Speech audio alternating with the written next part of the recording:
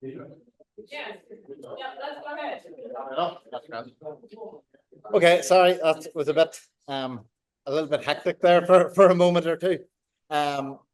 So yes, I'm going to be giving a little talk on finding time or how to find time with writing. So I'll give you a bit of a background of what I've done with writing. It's not much, but and then a little bit of who I am, and then just 8 bullet points for consideration. So I started writing about 2.5 years ago. I'd written a handful of short stories before that, but nothing with any consistency. And about 2.5 years ago, my wife, Kira, convinced me to submit to the RTE short story competition. And in full deluded naivety, I did, believing that I had a chance of winning. Needless to say, I didn't. The story that I submitted had changes in points of view. It had past, present, and future all in one sentence. It really wasn't a great story. But as soon as I hit submit, something changed in me that I just felt the strong desire to keep writing. People talk about being bitten by the bug, and that's exactly how I would describe it.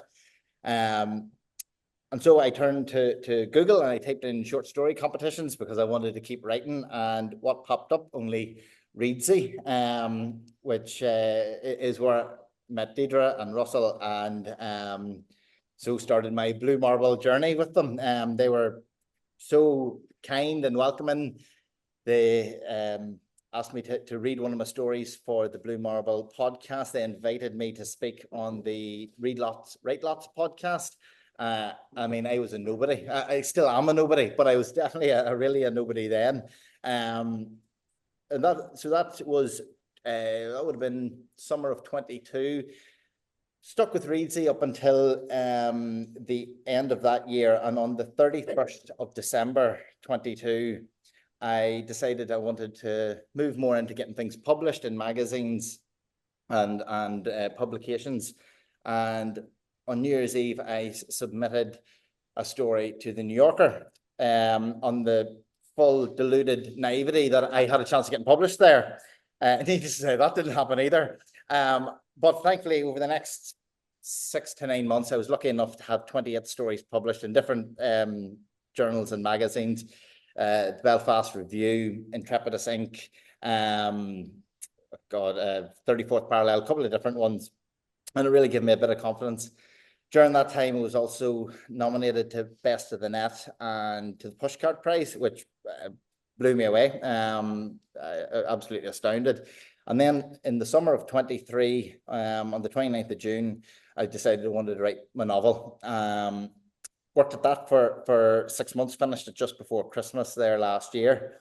93,000 words done and dusted, tweaked it a few times. Now fairly happy with it.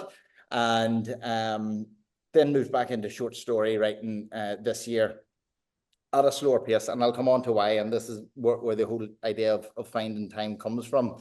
So a little bit about who that brings us up to today.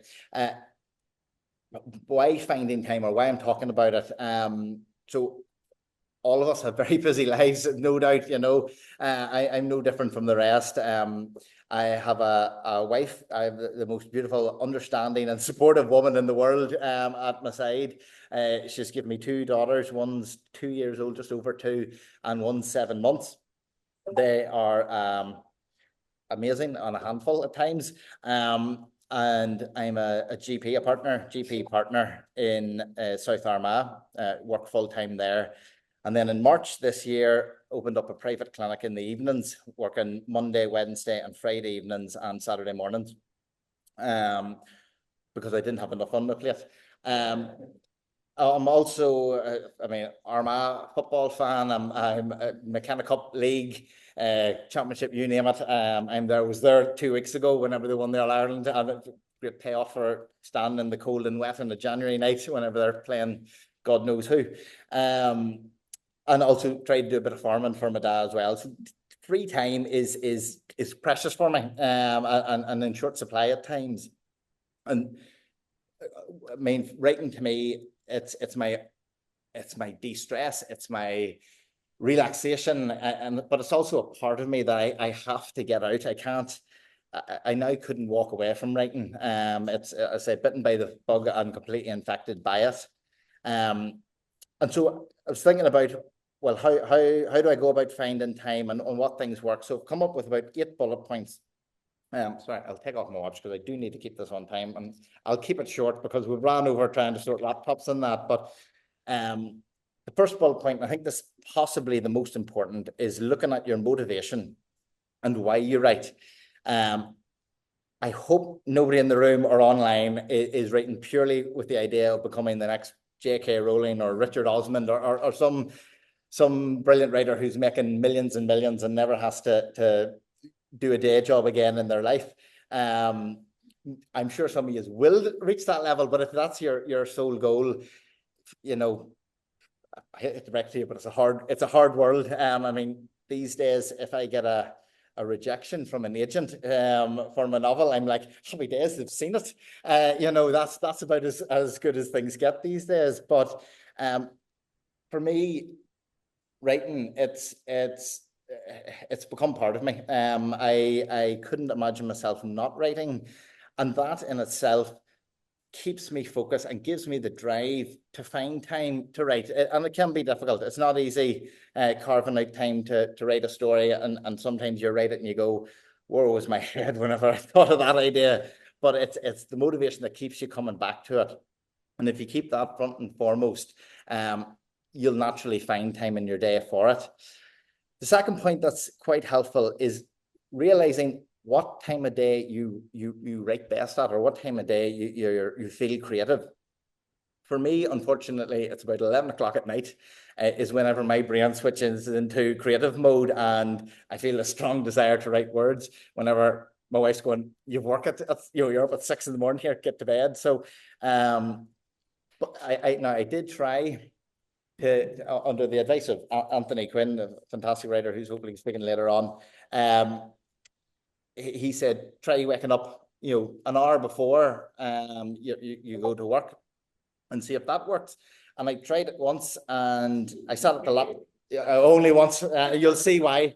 Opened up the laptop, sat and wrote. He crossed the road slowly. No, I don't like that. Adverb, no, take that out. He meandered across the road. No, I don't like that. He dandered across the road. No, I don't like that. He sauntered across the road. And then I remembered my main character was female, and she was stranded at sea on a boat. There was no road. So it really wasn't for me. So I've stuck to nighttime writing. Even though I'm exhausted the next morning, it works best for me. And you'll have a time. Some people are morning birds and will get up and write straight away. Others are night owls, and it's whatever works. But having that awareness to know when to strike, when the iron's hot, that's the thing. I write at all times. I can write in the afternoon. I can write a bit in the morning. Maybe not that early, but certainly knowing that evening time is whenever the brain's in full flow really helps to get words out. Number 3 is making the most of free moments. And I stress the word moments because it can be glimpses in time. I've written on planes, trains, automobiles. I've written in the athletic grounds. I've written in a football pitch in Newbridge, County Kildare. I've written in the Grand Opera House in Belfast, waiting for a play. Any chance where I've got a few moments and the ideas in my head, it's the time to get words down. Now, I'd say a lot of you probably write on your laptops, and that's maybe not easy, but smartphones have a great thing called Google Documents where you can transfer. All of them are up in the cloud. Now, how it works, I don't know, but they're on my phone, or they're on your phone, and you can access them at any time. I'm a bit awkward. I write primarily on my phone. I actually write exclusively on my phone. The novel, 93,000 words, was all written on my phone. I do my editing on the laptop, but the writing, it just, whatever way it works in my head, it works better on the phone. And I mean, you always have your phone on you. You mightn't have your laptop, but you're going to have your phone. And again, those, say your plane is delayed for an hour. Well, there's an hour you could put words down. If you're on a bus and it's stuck in traffic and there's a road accident, you've got time, and you can. And it is these, whenever life's busy and you're struggling to find time to write, it's those little moments that will shock you how much you can actually get down. It works well for short stories. Novels are a wee bit more difficult, and I'll come on to that in a little while. The other big advantage, the other bit of technology that I use now, I am not good with technology. I'm glad someone has set up this laptop, because me and technology don't go too well. But again, these smartphones have voice to text. So you speak into the phone and it'll translate it for you.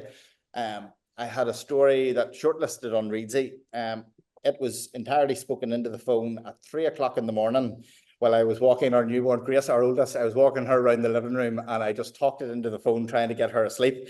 And it ended up shortlisting on Readsy, which was my first writing success.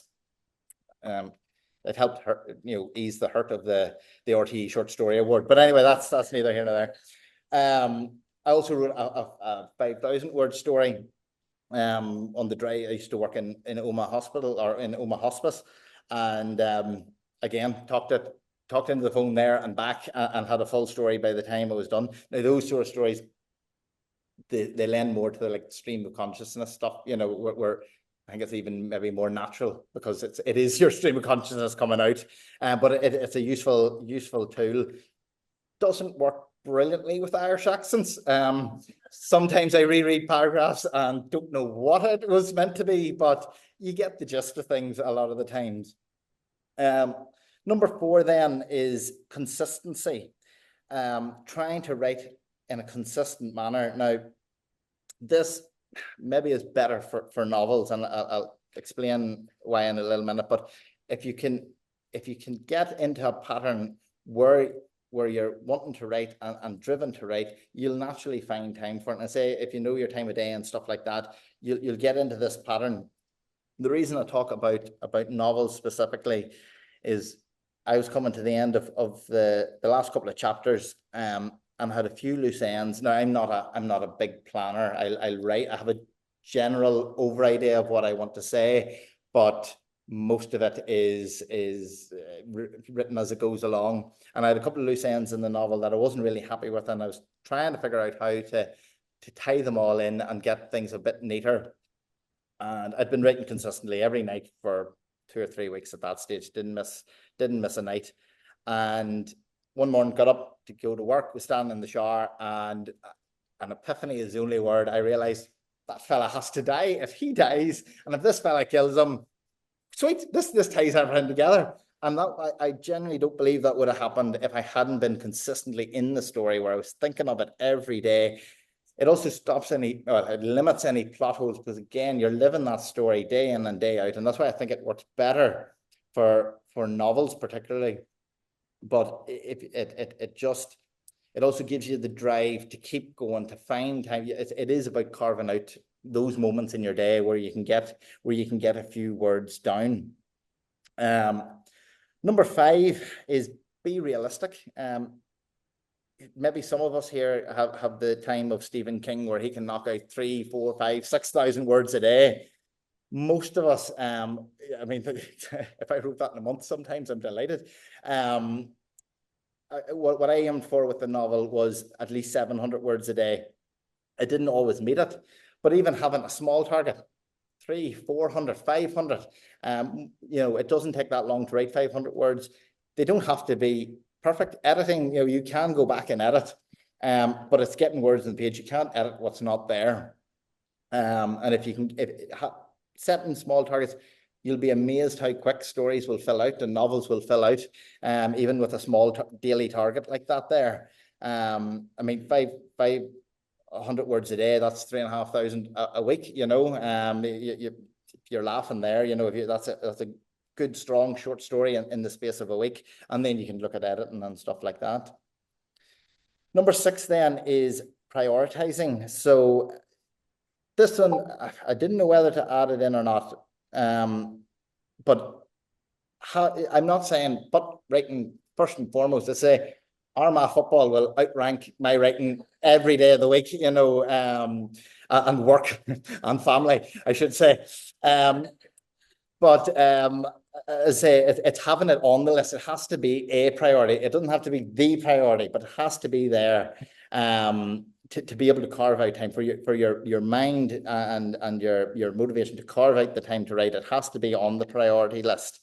For example, I had now again, pick and choose. You know, there was a competition a couple of weeks ago. It was one of those timed ones where you've got maybe 24 hours or 48 hours to write so many thousand words on a certain topic. And it clashed with Armagh playing Roscommon. I keep coming back to Armagh. I can't stress how important Armagh football is in my life.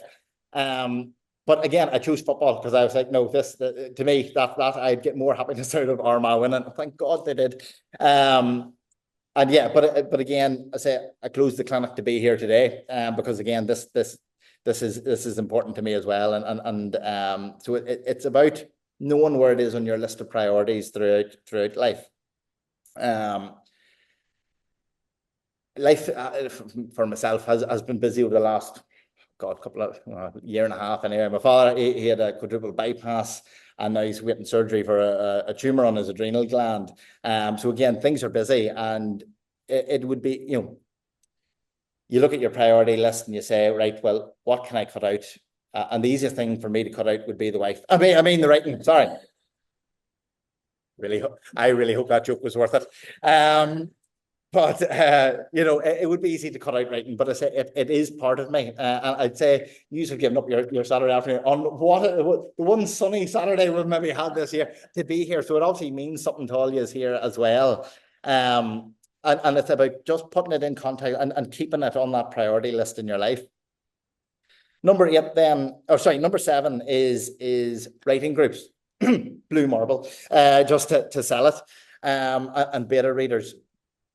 Not only are they massively helpful in improving your own writing and your stories and whatever, and giving you ideas and where to go with things, they also keep you at it. That you know, Mary Louise there, Chris, Real, Deidre, Jennifer, who couldn't be here. I mean, the list goes on and on of beta readers that I have that I trust.